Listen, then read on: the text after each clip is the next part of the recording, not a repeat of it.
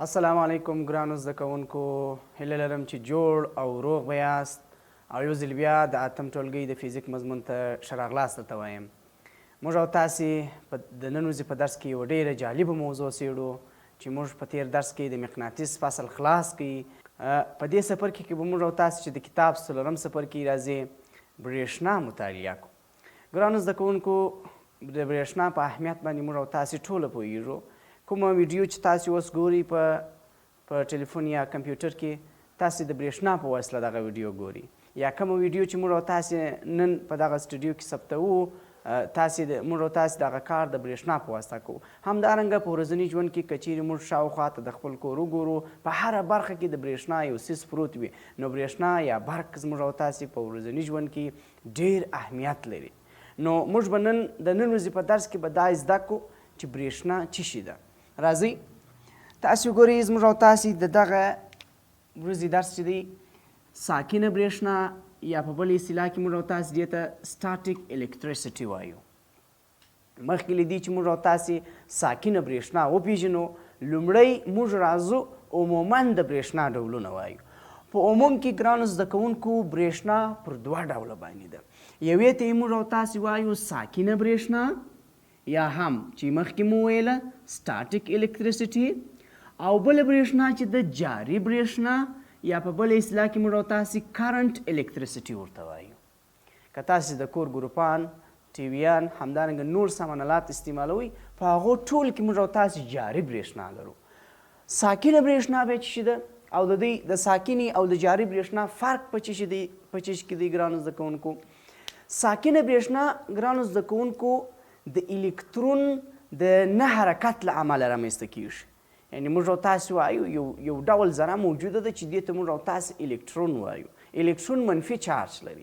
کله چې الکترون حرکت نه کوي، ځای پر ځای باندې ولاړ وي، دې ته موږ او تاسې وایو ساکنه برېښنا. او که چیرې الکترون جریان پیدا کړي، که چیرې الکترون په یو لاین کې جریان پیدا کړي، نو دغه ته بیا موږ او تاسې کومه برېښنا وایو؟ جاري برېښنا یا کرنټ الکټریسټي ورته وایو. ښه، د دې په خاطر چې موږ او تاسې ساکنه برېښنا وپېژنو، موږ او تاسې راځو یو تجربه کوو.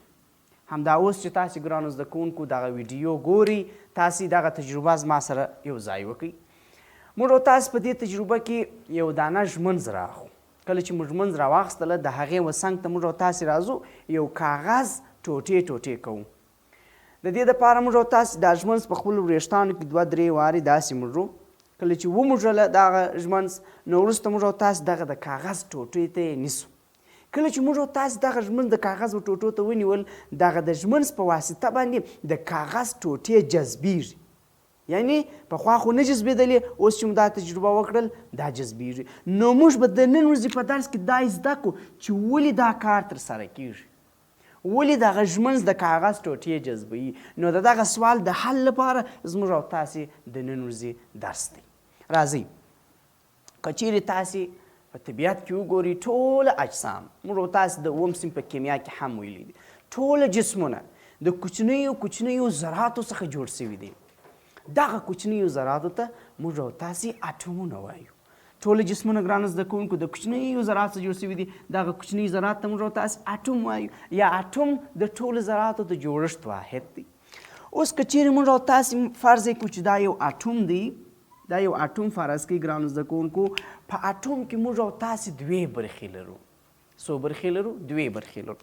یوه برخه مرکزي برخه ده، داسې یو مرکزي برخه لري چې دې ته د اټوم هسته وایو. مرکزي برخه د چا په نامه یادېږي؟ د هستې په نامه. نو دا د اټوم لومړی برخه سوله. د اټوم دویمې برخې ته موږ او تاسې ګورو، دا د اټوم پر شاوخوا باندې دغه خطونو ته، دایروي یا بیضوي خطونو ته موږ او تاسې مدارونه وایو. نو اټوم 2 برخې لري، یو د اټوم هسته ده، او بل د اټوم پر شاوخوا باندې دغه خطونو ته موږ او تاسې مدارونه وایو. نو اوس د اټوم په 2 برخو باندې مو سر خلاص. اوس ګورو چې په هسته کې څه شي موقعیت لري یا څه شي شته، او په مدارونو کې څه شي شته. وګورئ ګرانو زده کوونکو، په هسته کې موږ او تاسې 2 ډول ذرات لرو. په هسته کې څو ډوله ذرات لرو؟ 2 ډوله ذرات لرو. یو ډول ذرې ته موږ او تاسې پروتون وایو، او بل ډول ذرې ته موږ او تاسې نیوترون وایو. نیوترون. پروتون ګرانو زده کوونکو موږ او تاسې په پی سره یې ښیو او مثبت چارج لري. څنګه چارج لري؟ مثبت چارج لري. او همدارنګه نیوترون موږ او تاسې په ان سره ښیو، هېڅ چارج نه لري. نو چې چارج نه لري زه صفر لیکم، یعنی نیوترون خنثی ذره ده. همدارنګه په مدارونو کې موږ او تاسې وګورئ په هسته کې خو دوې ذرې وې، یو پروتون و چې مثبت چارج یې درلودی او بل نیوترون. دا پروتون دی مثبت چارج لري، نیوترون هیڅ چارج نه لري. هسته د دغه دوو ذرات څخه جوړه شوې ده. همدارنګه په مدارونو کې موږ او تاسې کوچنۍ ذرې لرو د الکترون په نامه، او الکترون په دغه مدارونو کې حرکت کوي. نو په مدارونو کې موږ تاسې یو ډول ذره لرو چې هغه ته الکترون وایو، او برېښنا هم د الکترون څخه رامنځته کیږي. الکترون ګرانو زده کوونکو په ای سره ښیو، او الکترون یو منفي چارج لرونکې ذره ده. نو موږ او تاسې د منفي علامه هم ورسره لیکو. ګرانو زده کوونکو که چیرې تاسې دغه یو اټوم فرض کړئ، موږ وویله چې په د اټوم په مرکزي برخه کې هسته پرته ده. په هسته کې دوه ډوله ذرات پراته دي چې دغه ته یې موږ او تاسې پروتون وایو، او دغه زرغون چې تاسې وینئ دې ته موږ او تاسې نیوترون وایو. او تاسې وینئ چې په مدارونو کې داسې بیضوي مدارونه دي، دغه ته یې موږ او تاسې د مدارونو برخه وایو. او په مدارونو کې منفي چارج لرونکي ذرات شته چې په دوامداره توګه حرکت کوي، دغه ته بیا موږ او تاسې الکترون وایو.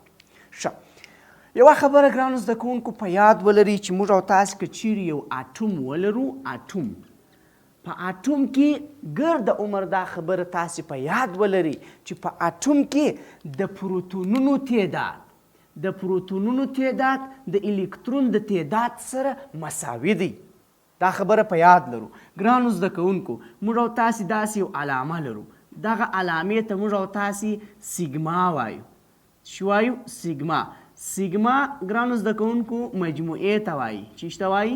مجموعې ته. د سیګما معنا څه ده؟ سیګما معنا مجموعه. نو خو موږ زه هر وارې نسم لیکلی مجموعه، نو زه دغه علامه لیکم. وګورئ ګرانو زده کوونکو په هسته کې چې هر څونه پروتونونه دي نو موږ وایو سیګما، یعنی د هستې د پروتونونو مجموعه. پروتونونه موږ او تاسې په چا سره ښیو؟ په پی سره ښیو.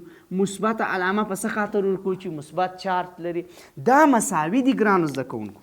د ټولو پروتونونو تعداد دا مساوي دي د چا سره؟ سیګما معنا مجموعه. ګرانو زده کوونکو سیګما څه معنا لري؟ د مجموعې معنا لري، د الکترونونو د تعداد سره. یعنی که چیرې په هسته کې 10 دانې پروتون په یو اټوم په هسته کې 10 دانې پروتون څو دانې پروتون 10 دانې پروتون او پروتون مثبت چارج لري، نو خامخا به په مدارونو کې 10 دانې الکترون څو دانې الکترون 10 دانې الکترون او الکترون منفي چارج لري. اوس که چیرې موږ او تاسې دا د ریاضي یو سوال فرض کو، مثبت 10 او منفي 10 جواب څو دی؟ مثبت 10 او منفي 10 جواب 0 دی. نو موږ وایو اټوم د چارج د نګاه څخه خنثی دی، هیڅ چارج نه لري. ولې چارج نه لري؟ ځکه چې د مثبتو چارجونو تعداد او د منفي چارجونو تعداد سره مساوي دی. مثبت او منفي یو بل سره خنثی کوي، نو اټوم د چارج د نګاه څخه خنثی ذره ده. څه ډول ذره ده؟ خنثی ذره ده. دا خبره تاسو را سره ومنئ. اوس نو ګرانو زده کوونکو کله چې موږ او تاسې دوه جسمونه په تماس کې راولو او یو پر بل باندې موږو، یا موږ او تاسې د تېره تجربه تاسې وکړل کله چې ژمن ستاسې د وریښتان سره په تماس کې راولي یو پر بل یې موږي، وروسته بیا تاسې کولی سئ چې دغه ژمنځ د کاغذ د کوچني ټوټو سره په تماس کې راولي، هغه به د کاغذ ټوټې جذبوي. د دې پوښتنې حل اوس موږ او تاسې دلته ترلاسه کوو. داسې یو خبره کوو، کله چې جسم په تماس کې راسي او وسولول سي، لکه دغه دوه مارکران چې موږ او تاسې په تماس کې راول، نو یا الکترون د لاسه ورکوي یا الکترون ترلاسه کوي. مثلا تاسې وګورئ کله چې دا یو میله وي موږ او تاسې د بلې میلې سره په تماس کې راولو، تاسې پوهیږئ چې په اټوم کې مثلا دا میله ده، میله چې ده د اټومونو څخه جوړه ده. له چا څخه جوړه ده؟ له اټومونو څخه جوړه ده. اوس نو کله چې دغه دوې میلې موږ او تاسې په تماس کې راولو، د تماس په نتیجه کې به د یوې میلې څخه الکترونونه د لاسه ورکړي، دغه میله به الکترون د لاسه ورکړي او دا بله میله به الکترون ترلاسه کړي. نو دا عمومي خبره ده، یا الکترون جسم د لاسه ورکوي یا الکترون ترلاسه کوي. اوس نو ګرانو زده کوونکو که چیرې یو اټوم الکترون ترلاسه کړي نو تاسو راته وایاست مثلا تاسو فکر وکړئ چې دا اټوم دی یو دانه اضافه الکترون رالی پخوا خو پوهېدلو چې 10 دانې پروتونه وه 10 دانې چې شي وه الکترونه وه او جواب یې صفر راوتی اوس که چیرې دغه اټوم یو دانه الکترون ترلاسه کړي نو ګرانو زده کوونکو د 10 څخه به الکترونونه چا ته ولاړ سي 11 ته ولاړ سي په ریاضي کې مو ویلي دي مثبت 10 او منفي 10 فرق څو دی منفي 1 دی نو موږ به ووایو چې دغه اټوم منفي چارج سو که چیرې الکترون ترلاسه کړي دی به څنګه چارج سي منفي به چارج سي ځکه چې یو اضافي الکترون ورته راغلی دی د دغه میلې څخه اضافي الکترون دی ورته راغلی او که چیرې بیا یو اټوم الکترون د لاسه ورکوي مثلا تاسې فرض کړئ چې دغه اټوم یو دانه الکترون د لاسه ورکوي پخوا خو پوهېدلو چې 10 دانې پروتونه دي او 10 دانې الکترونه دي مجموعه مو صفر راتله که چیرې دغه اټوم یو دانه الکترون د لاسه ورکړي بیا به څو دانې الکترونه سي 9 دانې الکترونه سي نو اوس کې تاسو مجموعه راوباسئ د 10 او د 9 فرق څو دی مثبت 1 یعنی که څوک الکترون د لاسه ورکوي هلته د پروتونونو تعداد ډیریږي نو اټوم مثبت چارج کیږي نو وایو چې الکترون د لاسه ورکړي هغه اټوم مثبت چارجیږي یا هغه جسم مثبت چارجیږي او که چیرې الکترون ترلاسه کړي هغه جسم منفي چارجیږي اوس نو موږ او تاسې دغه ذراتو ته چې کله الکترون ترلاسه کړي بیا اټوم نه وایو هغه ته آیون وایو هغه ته څه وایو آیون معنا چارجداره ذره آیون څه معنا لري چارجداره ذره اوس نو دغه آیون یا چارجداره ذره پر دوه ډوله ده که چیرې الکترون د لاسه ورکړي دغه ذرې ته موږ وایو مثبت چارج شوې ده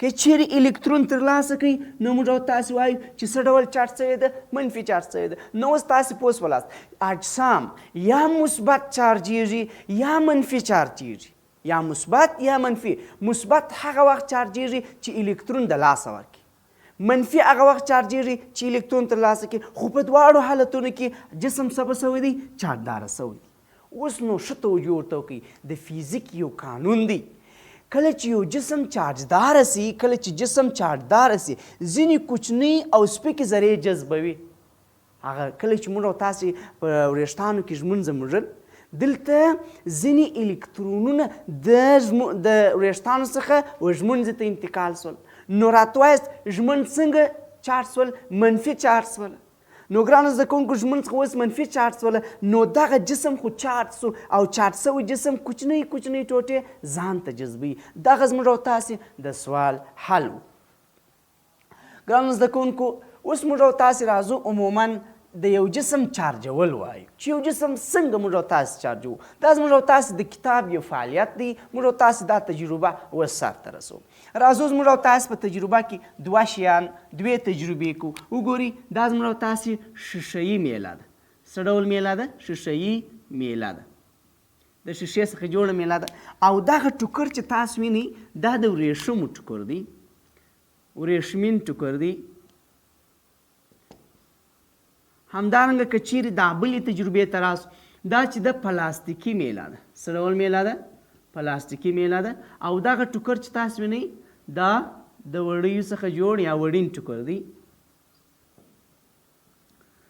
اوس موږ او تاسې تجربه په داسې یو شکل باندې ده موږ او تاسې راځو فرض کړئ چې دا یو شیشهیي میله ده دغه شیشهیي میله د یو ورېښمین ټوکر سره په تماس کې راولو د یو ورېښمین ټوکر سره مثلا موږ کله چې دا اوس موږ او تاسې وموږو نو تاسې به وګورئ ګرانو زده کوونکو چې د شیشهیي میلې څخه به الکترونونه ورېښمین ټوکر ته ولاړ سي نو راته وایاست دغه ورېښمین ټوکر به څنګه چارج سي دا به څه ډول چارج سي منفي به چارج سي په څه خاطر باندې ځکه چې د ده څخه الکترونونه آزاد الکترونونه ورېښمین ټوکر ته انتقال سول نو دا منفي چارج سو نو دا شیشهیي میله به څه ډول چارج سي ګرانو زده کوونکو دا به مثبت چارج سي نو موږ وایو موږ او تاسې اجسام کولی سو چې د موږلو په طریقه هم چارج کو یا په بله تجربه کې راځو دا پلاستیکي میله ده دا وړین ټوکر دی بیا موږ او تاسې سره موږ کله چې موږ او تاسې دی په تماس کې راولو نو د وړین ټوکر څخه په دا حالت کې الکترونونه پلاستیکي میلې ته انتقال شي. نو تاسو راته وایاست که یو چاته الکترون رالی نو هغه جسم څنګه چارج کیږي؟ منفي چارج کیږي. او کله چې الکترون څوک د لاسه ورکړي هغه څنګه چارج کیږي؟ هغه مثبت چارج کیږي. نو اوس موږ او تاسې یو تجربه سرته ورسول. اوس که زه وغواړم چې دا معلومه کړم چې آیا رښتیا هم دغه شیشهیي میله مثبت چارج شوې ده، دغه پلاستیکي میله منفي چارج شوې ده. زه غواړم چې دا امتحان کړم. نو د دې امتحانولو لپاره موږ او تاسې یو آله لرو چې هغه ته الکټرومټر وایي. الکټرومټر موږ او تاسو ته دا راښیي چې جسم چارج شوی دی که یا که چارج شوی دی مثبت چارج شوی دی که منفي چارج شوی دی. نو راځو مثلا موږ او تاسې راځو دغه شیشهیي میله دلته په تماس کې راولو. دا یو شیشهیي میله ده. کله چې موږ خو اول وایو شیشهیي میله مثبت چارجیږي. نو دلته به تاسې وګورئ چې دلته دا د صفر درجه ده، دا مثبته درجه ده، دا منفي درجه ده. او دلته د یو ستن لري دغه الکټرومټر.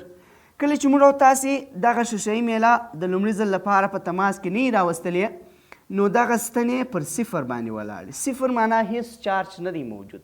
کله چې موږ او تاسې شیشهیي میله د دې سره په تماس کې راولو، شیشهیي میله خو وختي مثبت چارج شوې وه، نو دغه ستن به د صفر څخه د مثبت پر لوري باندې کږه سي یا د مثبت پر لوري باندې به انحراف وکړي. اوس که زه وغواړم چې معلوم یې کړم چې مثلا دغه پلاستیکي میله څنګه چارج شوې ده. موږ خو په تجربه کې وویله چې دا پلاستیکي میله څنګه چارج شوې ده؟ منفي چارج شوې ده. په لومړي ځل کې خو موږ پوهېږو چې دا ستن پر صفر باندې ولاړ. چیرې ولاړه ده؟ پر صفر باندې ولاړ ده. اوس نو کله چې موږ تاسې دا منفي میله ورسره وصل کو، تاسې به وګورئ چې د صفر څخه د چا پر لوري باندې انحراف کوي؟ د منفي پر لوري باندې انحراف کوي. یعنې موږ او تاسې بل شی دا زده کوي چې الکټرومټر موږ او تاسې ته د یو جسم چارجول راښیي چې دا جسم مثبت چارج شوی دی که دا جسم منفي چارج شوی دی. نو ګرانو زده کوونکو، زموږ او تاسې د نن ورځې درس پر همدې ځای باندې پای ته رسېږي.